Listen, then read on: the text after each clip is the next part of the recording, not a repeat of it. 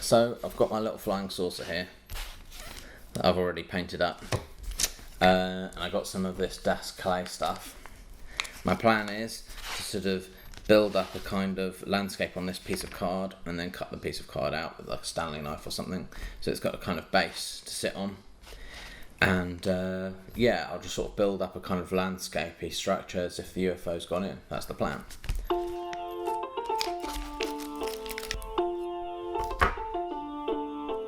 Okay. Actually, maybe do a thing underneath first.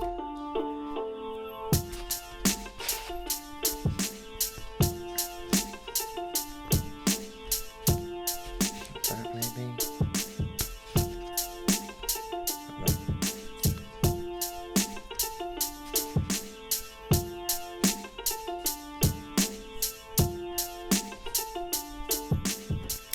It is not sticking to that board very well at all. Might have to PVA glue it onto there or something.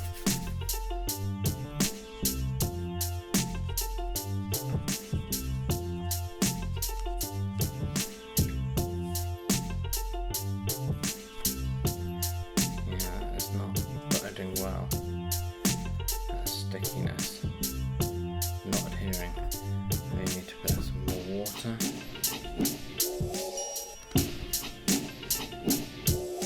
Might be that I just have to glue it together after it's done. I'm just building up the basic outline of the shape that I want, and then we'll do some smoothing. This sort of more obvious fingerprint marks. Although some of that I think will be fixed with the sort of flocking and stuff that I'll do afterwards. A lot of water down. The thing is, if I put too much water down, I run the risk of having the card curl, which would be no good. It's sticking back to my fingers as well, unfortunately. That is very, very not sticking. What is the opposite adjective for sticking?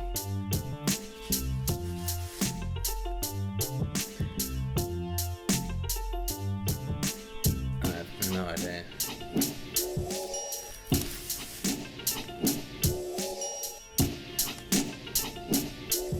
I'm not going for 100% realism here, obviously.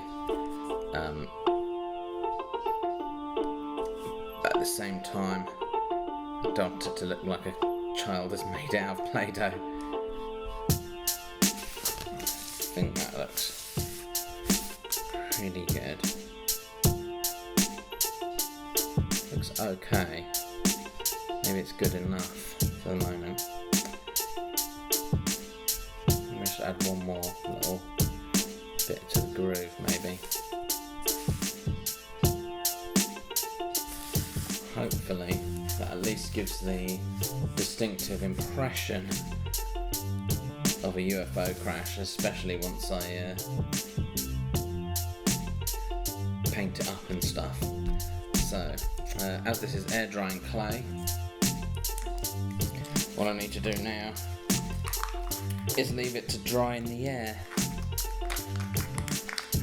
and then hopefully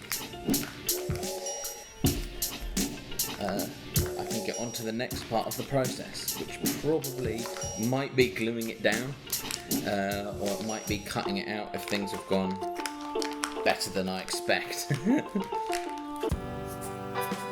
So here's what it looked like when it was finished, or at least that stage. I mean, once the air had dried the clay.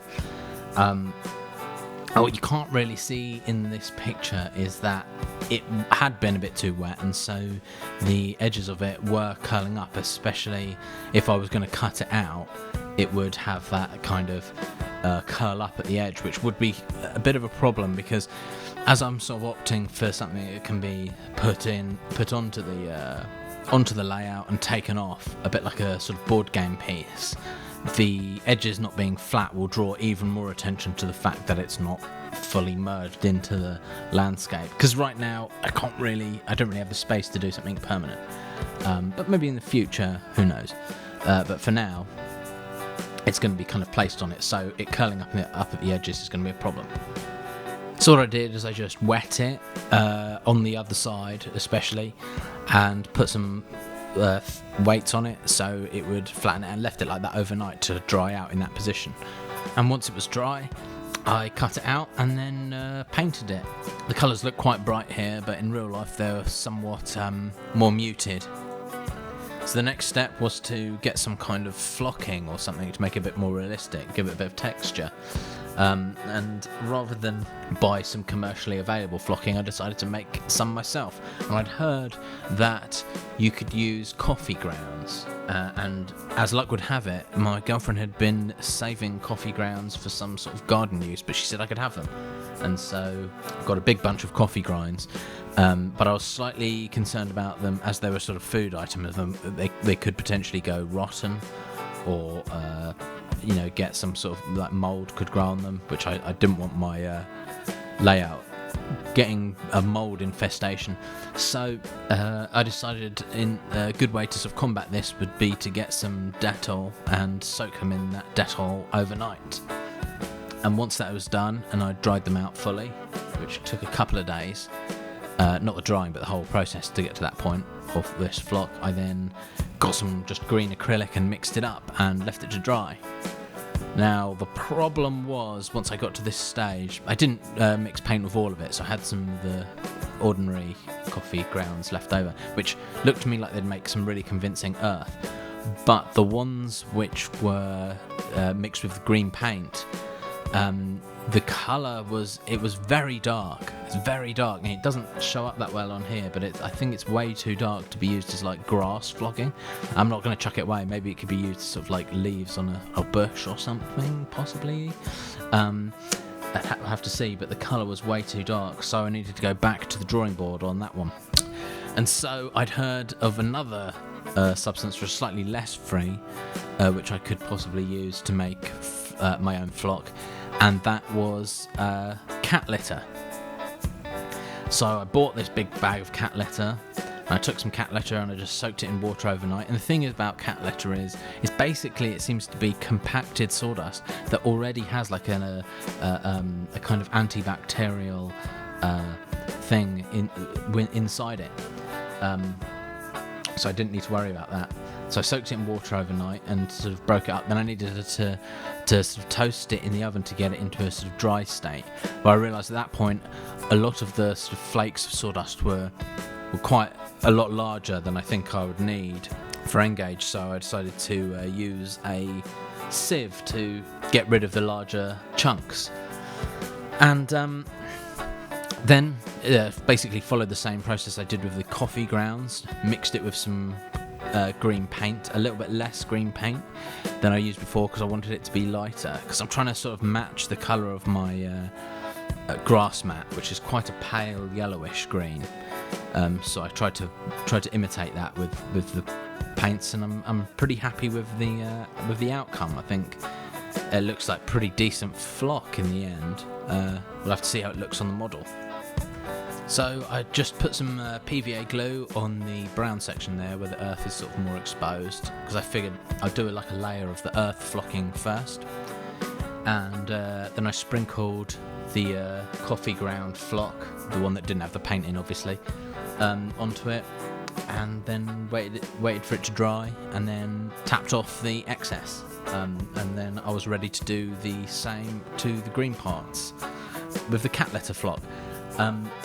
What I found is I actually had to do the coffee grounds stuck to the thing much better. I'm not really sure why. I had to do a couple of layers of the grass flock to get the coverage that I needed. For some reason there was a lot of bald spots, and I just had slowly over a few days just kept coming back to it putting a bit more PVA glue on the gaps, putting a bit more flock, shaking it off once it had dried, see what I was left with, until I was left with something relatively complete. And then for the final step, I put a bit of commercial flock, because by that time some commercial flock I'd bought from eBay had arrived, and it was like a sort of slightly yellowish, fuzzier flock. It's probably better quality than the one that I made myself, but I put that on in a few little places just to add a bit more randomness, make it a bit more organic looking. Yeah, I think overall it's pretty good. It's okay. I'm happy with it for the moment. So yeah,